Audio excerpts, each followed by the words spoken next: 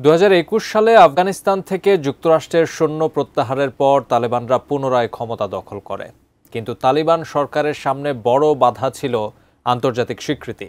এবার প্রথম দেশ হিসেবে তালিবান সরকারকে স্বীকৃতি দিল রাশিয়া। এর মধ্য দিয়ে আফগানিস্তানে তালিবান শাসনের পথ অনেকটাই সহজ হয়ে উঠল। বিস্তারিত ইমতিয়াজ আলমের রিপোর্টে। আফগানিস্তানের ক্ষমতাসীন তালেবান সরকারকে স্বীকৃতি দিয়েছে রাশিয়া। মূলত রাশিয়া তালেবান সরকারের নিয়োগকৃত নতুন রাষ্ট্রদূতের পরিচয়পত্র গ্রহণ করেছে। এটি আন্তর্জাতিকভাবে তালেবান সরকারকে স্বীকৃতি দেওয়ার প্রথম পদক্ষেপ হিসেবে বিবেচিত হচ্ছে। আর এর মাধ্যমে বিশ্বের প্রথম দেশ হিসেবে তালেবান নেতৃত্বাধীন আফগান সরকারের আনুষ্ঠানিক স্বীকৃতি দিল রাশিয়া। 4 জুলাই শুক্রবার এক প্রতিবেদনে এই তথ্য জানিয়েছে সংবাদ মাধ্যম আল জাজিরা। রাশিয়ার পররাষ্ট্র মন্ত্রণালয় এক বিবৃতিতে বলেছে, ইসলামিক আমিরাত অফ আফগানিস্তান সরকারের আনুষ্ঠানিক স্বীকৃতি আমাদের দুই দেশের মধ্যে বিভিন্ন ক্ষেত্রে গঠনমূলক দ্বিপাক্ষিক সম্পর্ককে আরও জোরদার করবে। আফগান পররাষ্ট্রমন্ত্রী আমির খান মুত্তাকি এই সিদ্ধান্তকে সাহসী পদক্ষেপ বলে উল্লেখ করেছেন। তিনি বলেছেন, রাশিয়া সকল দেশের আগে এই প্রক্রিয়ায় অংশ নিয়েছে। এটি অন্যদের জন্য একটি দৃষ্টান্ত হয়ে থাকবে।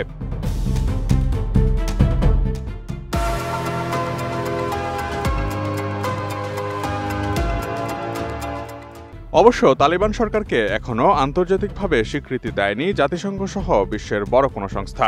যুক্তরাষ্ট্র তালেবান নেতাদের উপর নিষেধাজ্ঞা জারি রেখেছে এবং আফগান কেন্দ্রীয় ব্যাংকের বিলিয়ন ডলারের সম্পদ জব্দ করে রেখেছে। আর এর ফলে দেশটির আর্থিক ব্যবস্থা আন্তর্জাতিক লেনদেন থেকে কার্যত বিচ্ছিন্ন হয়ে আছে। তবে রাশিয়া হাঁটছে ভিন্ন পথে। 2021 সালে যুক্তরাষ্ট্রের সেনা প্রত্যাহারের পর তালেবান যখন ক্ষমতা দখল করে, তখন রাশিয়া এই পরিস্থিতিকে যুক্তরাষ্ট্রের ব্যর্থতা বলে মন্তব্য করেছিল। এরপর থেকেই রাশিয়া তালেবান প্রশাসনের সঙ্গে সম্পর্ক স্বাভাবিক করার চেষ্টা শুরু করে।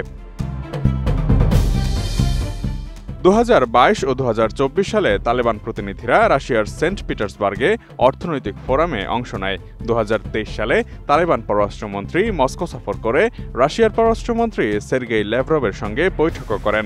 2024 সালের জুলাইয়ে রুশ প্রেসিডেন্ট ভ্লাদিমির পুতিন তালেবানকে সন্ত্রাসবিরোধী মিত্র হিসেবে অভিহিত করেন।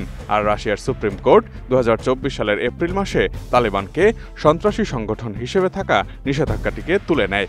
2003 সালে রাশিয়া তালেবানকে সন্ত্রাসী সংগঠন হিসেবে তালিকাভুক্ত করেছিল।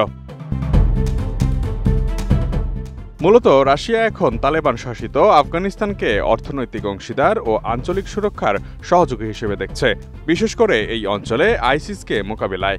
তালেবান এখন পর্যন্ত ওই গোষ্ঠীর বিরুদ্ধে লড়াই করছে এবং এই অবস্থানকে রাশিয়া নিজের নিরাপত্তার দৃষ্টিকোণ থেকে গুরুত্ব দিচ্ছে।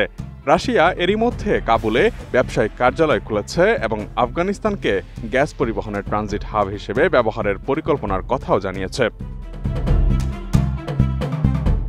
Imtiaz Alam, desk report, ATN news.